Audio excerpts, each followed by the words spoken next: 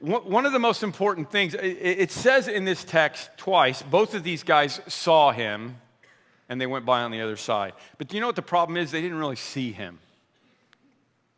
Do you know what I'm saying? I mean, you can see but not see. Did you see the new Noah movie? Anybody? 4 of you? Like, raise your hand if you saw, okay. Was it weird to you? Because I watched it on an international flight under the influence of Ambien, and I thought it was really, really out there. Really, really weird. I'm just being honest with you. It felt really weird to me. Were there angels that were like the Thing from Fantastic Four, or did I make that up? Okay? The rock angels, right? It was a really, really weird movie. Don't really recommend it at all. But there was one scene which was even more bizarre because Noah gets this in his head that he's supposed to eradicate the human race, including his own family. He thinks that God just saves him so that he can save the animals, and then his family's going to die off, and that'll be the end of it. That's not true at all. It's not what Noah thought at all. But there's this gripping moment where Noah's daughter-in-law has just delivered twin babies on the ark, and Noah thinks he's supposed to kill them. And it's really weirder because she's the girl from Harry Potter. I just can't get past that, you know? So he's got his knife, and Hermione's holding her babies, you know, and again, you know, I mean, Dumbledore is nowhere around. There's nothing good is going to happen here, and it's this really tense moment, and Noah is going to kill these babies until the redemption in the movie is until he sees them. And he looks down into their eyes, and that's the moment when he realizes he can't kill them. He loves them. And I want to call that the lens of compassion. That's the lens of compassion. The priest and the Levite, they saw the guy, but they didn't see the guy. You see what I'm saying? And one of the reasons we're not better witnesses to our neighbors is because we just don't see our neighbors. We don't have a lens of compassion for them at all.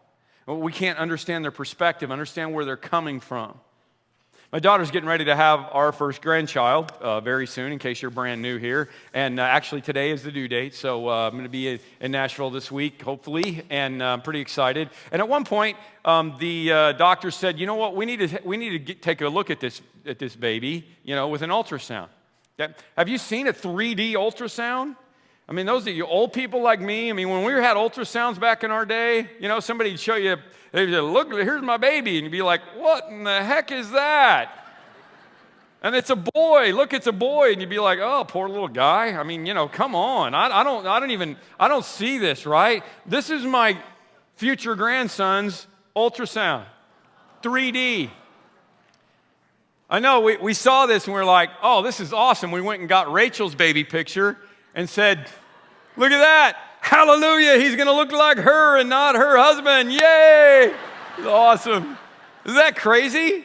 Do you know that every pro-life organization in the country, in the world, is trying to buy a 3D ultrasound right now? They're all trying to raise money for a 3D ultrasound. Why? Because they're convinced, and I think they're right, that if a mother gets to actually see her unborn child, that she'll want to go ahead and give him life.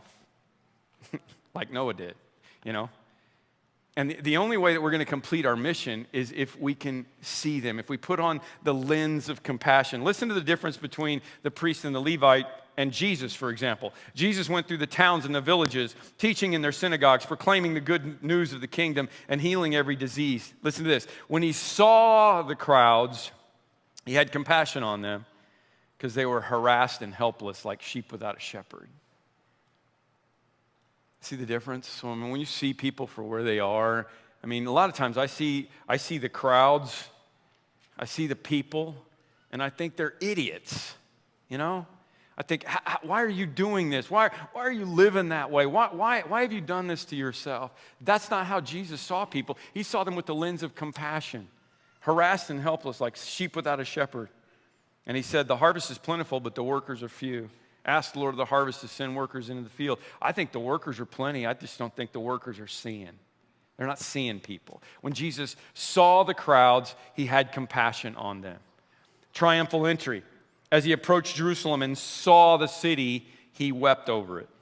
He said, I wish you would have known what brought you peace. If you're here a few weeks ago, I talked about Jonah and how mad he was at God because he said, I know, God, that you are a God of compassion. Right? Jesus had compassion. Jonah didn't want God to have compassion because Jonah didn't have the lens of compassion for the Ninevites. He wanted them to be wiped out. He thought they were idiots. He wanted them to be wiped out. He didn't see them with the lens of compassion, and God did, and that was a problem. We talked about how unless our compassion is greater than our comfort and our comfort level with them, we're never going to do any good. The priest and the Levite, they just didn't have it. But never fear, the hero of our story shows up. The protagonist shows up, and look what he has. But a certain Samaritan, as he journeyed, came to where he was, and when he saw him, he had compassion. He had compassion when he saw him. You see what I'm saying? There's a difference between seeing and seeing. He had compassion when he saw him. The Greek root word for compassion is splachna. Say that, and say it just like that. Splachna. I want you to spit on the person in front of you. Splachna, right? Isn't that great? That's such a guttural sound, isn't it? You know why? Because the word really literally means a feeling that comes from the gut. The difference in whether you walk around your neighbor or not is the fact that when you see them with your gut, you feel what they're going through.